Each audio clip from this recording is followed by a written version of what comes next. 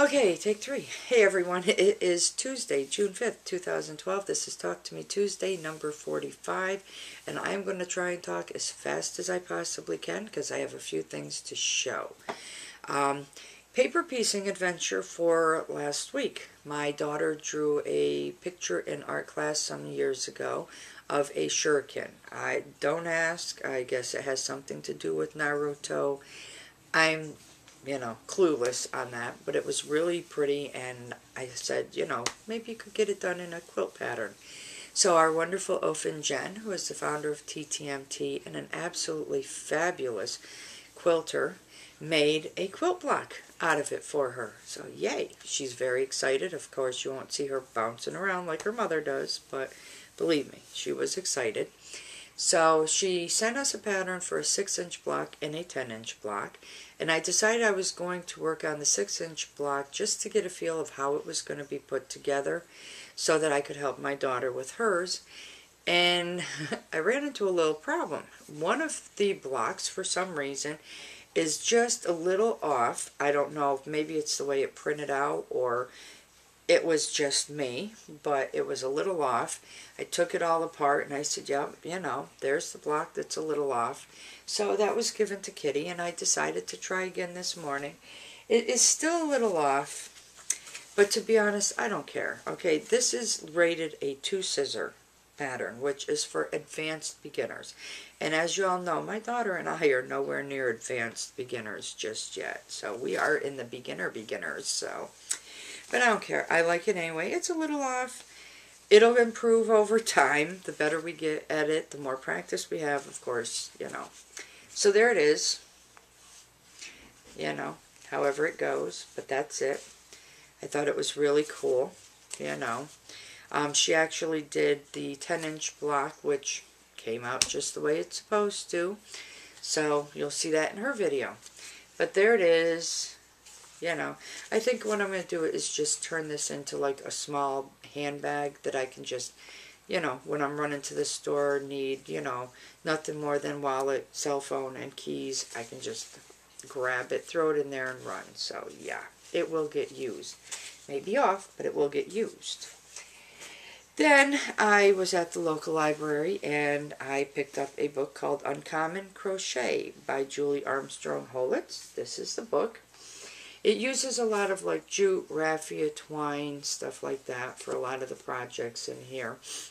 And you can do, there's handbags and there's, like baskets, and then you have pincushions and little vases and little, trinket box.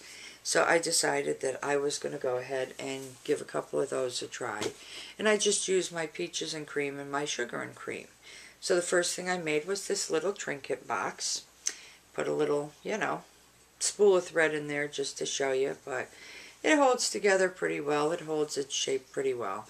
And I did use a really tight stitch. So there's the first one.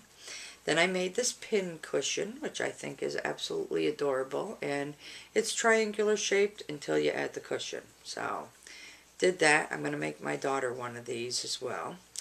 Then I started making one of the vases, and I ran out of the yarn I was using.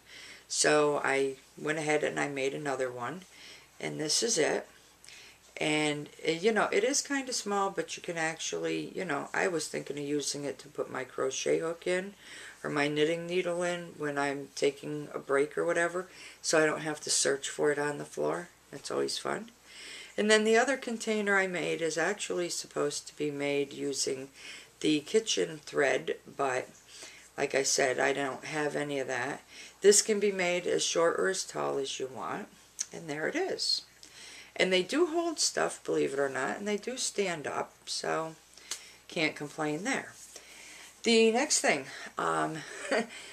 Dump for Stump and Gimme Yarn have both mentioned in videos about an afterthought heel sock, and I have never heard of an afterthought heel sock. So it's a sock that's actually done completely, and then the heel is put in at the end. And I will post it as a free pattern on Ravelry. I will post the link to that down below. And there's a short video that you can click on from the main Ravelry page for the pattern for the sock that shows you how to do this afterthought heel. And I'm looking and saying, wow, that looks like so easy. I'm sitting here struggling with heel flaps, picking up stitches and hoping I'm not leaving any holes and gaps and all that. You know, and this is like super simple looking. So you actually use waste yarn to mark where the heel is going to be. So I made some changes to the pattern. I don't really wear long socks. I like short ankle socks.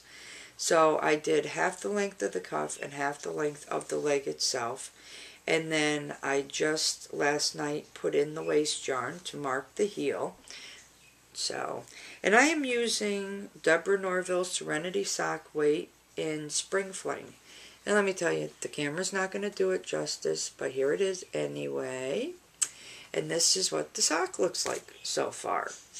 And this row of white right here is where my heel will be put in when I'm done. So, see how it works out. If it works out and is as easy as it looks, I have some cashmere over here in my stash.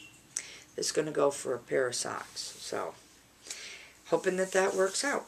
Other than that, I'm going to cut this like right here because it's late. I still have to upload it after I edit it and get some sleep. So, I'm going to wish everybody a wonderfully crafty week, a wonderfully crafty weekend. I look forward to watching all of your videos. And for me, it's good night. For you, it's good morning, good afternoon, good evening, good day, whatever it is. I really do hope it is a great one. And I will see you all next week. Goodbye.